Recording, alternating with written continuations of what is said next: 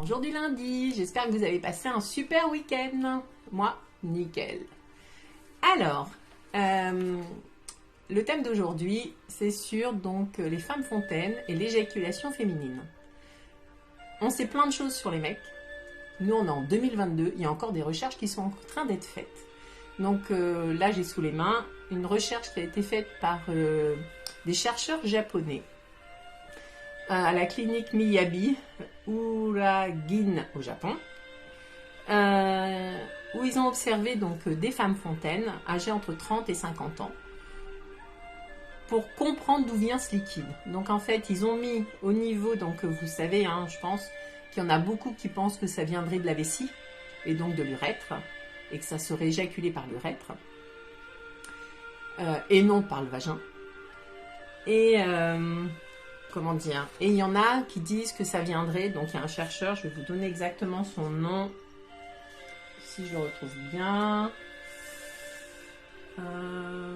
Voilà, en 1950, Ernest Grafenberg décrit l'anatomie de la femme, donc au niveau du vagin, cite le point G, donc vous savez qu'il y a eu depuis de 1950 plein de choses sur le point G, comment dire, des glandes qu'on appelle les glandes de Sgen, qui ont été découvertes par Monsieur Sgen, c'est un truc de dingue. On est l'anatomie de la femme et nos noms de nos organes, c'est des noms de mecs. Mais bon, c'est comme ça. Et on dit rien en plus. Qui serait donc, comment dire, éventuellement la prostate de la femme. Si on peut dire comme ça. Si on peut avoir, et pourquoi comparer déjà. Donc voilà. Et donc, cette recherche a mis en avant deux choses. Effectivement, donc ils ont mis un canal, un cathéter au niveau de l'urètre de la femme. Il y a eu 5 femmes qui ont vécu cette expérience, cette année, en 2022.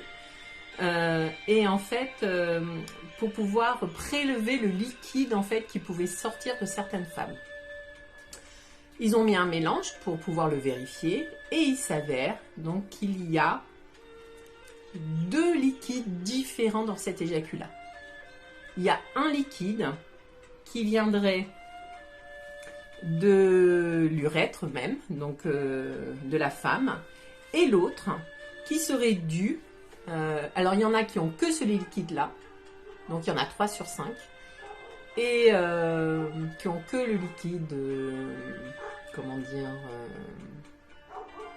de la vessie, de l'urètre, et l'autre qui aurait en plus, dans ce même liquide, des protéines, comment dire, on va dire comme la prostate. Et en fait, donc là, je vous montre quand même, parce que ça c'est important que je vous explique, parce que j'avais fait des photos. Voilà. J'espère que là vous voyez. Donc en fait, on a ici donc le vagin, le méa urinaire et ici le clitoris. Et en fait, juste à côté du méa urinaire, donc entourant le canal de l'urètre où on fait pipi, les 2 glandes de Skene. Pour comprendre encore mieux, voilà. Donc vous êtes bien d'accord, ici c'est pour faire pipi, le vagin, ici le clitoris. Et à l'intérieur, en fait, les 2 petits points que je vous ai fait voir tout à l'heure, qui sont toujours là, on a des glandes de Skene. Et ces glandes de Skene produisent un liquide prostatique. Voilà. C'est ici. Et quand ça éjacule, quand la femme éjacule, ça sortirait par là. Et c'est ce qu'on dirait, donc, ce qu'on appelle donc les femmes fontaines. Alors pareil, est-ce que tout le monde peut être femme fontaine? Donc là, il y a 2 écoles. Je vous explique bien, 2 écoles. Il y a une école qui dit que ça dépend, parce qu'il y a des femmes qui n'ont pas anatomiquement les 2 donc, glandes de Skene au niveau de l'urètre, donc elles ne pourraient pas éjaculer. Et il y a une autre étude qui a été faite par un sociologue que tout le monde connaît, puisque c'est Jacques Salomé, qui a fait un livre qui s'appelle « Rencontre avec les femmes fontaines », qui nous explique que toutes les femmes peuvent devenir des femmes fontaines, c'est à une seule condition, de rencontrer le bon sorcier. Oh, d'ailleurs, t'as vu? La caméra, quand on en parle, elle se dit « Oh là là, c'est quoi ce truc de sorcier ?» Ouais, donc ça dépendrait du mec en fait. C'est intéressant. Et une autre chose aussi importante, c'est pas parce qu'une femme ne va pas avoir ce liquide, donc cette éjaculation féminine, qu'elle n'a pas moins ou plus de plaisir. Hein. Là aussi, c'est deux choses complètement différentes. Donc voilà, donc c'est un truc de malade de se dire qu'en 2022, on apprend encore des choses sur le corps féminin, que le corps masculin, on a déjà appris, et que nous, on est toujours encore des cas d'études. C'est un truc de fou. Si vous voulez que je vous fasse une petite vidéo la prochaine fois sur deux glandes qui sont importantes au niveau du féminin, c'est les glandes de Skene et les glandes de Bartholin. Ces deux glandes, encore avec des noms de mecs, mais qui ont une importance en fait dans le plaisir et dans l'acte sexuel de la femme. Donc voilà, j'espère que je vous ai un petit peu répondu. Ah oui, si, il y avait autre chose aussi.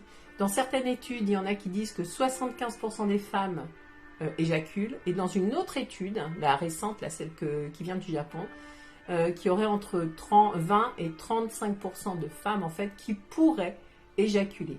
Et que le fait d'avoir ces éjaculations, soit ça serait dû, comment dire, à un travail, en fait à des exercices à faire et à un travail sur soi, sur la compréhension de son corps, le fait de s'en sentir bien, de s'en sentir au calme, de s'en sentir rassuré, d'où l'importance du conjoint ou de la conjointe.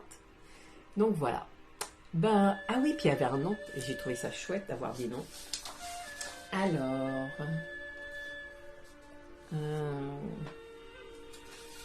comme j'ai bougé toutes mes feuilles,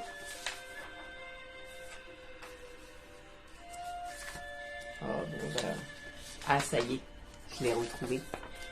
Dans l'Antiquité, quand même, Antiquité, ils savaient déjà qu'une femme pouvait éjaculer. Dans l'Antiquité, ça s'appelait le flux de la joie. En Inde, on appelle ça le suc de volupté. Et en Chine, l'eau de jade. Donc voilà. Ah oui, puis des femmes aussi donc, peuvent éjaculer simplement donc, en se masturbant et en se donnant du plaisir à soi. Comme quoi, hein. Je vous souhaite de belles eaux de jade et une belle découverte de votre corps. Bye!